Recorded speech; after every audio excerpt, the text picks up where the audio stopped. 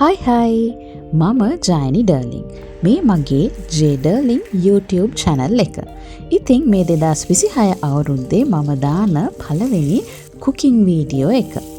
2026 අවුරුද්ද ඔයගොල්ලෝ හැමෝටම සුබ අවුරුද්දක් වෙන්න කියලා මම ප්‍රාර්ථනා කරනවා.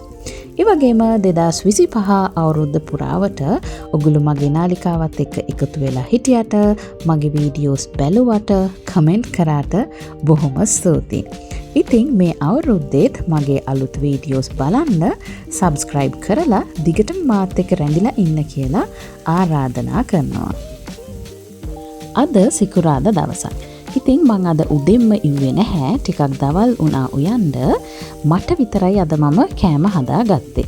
ඉතින් ඒක නිසා මම අලයි හාල් මැස්සොයි කිරි දාලා උයලා අද මැල්ලුමක් හදාගත්තා.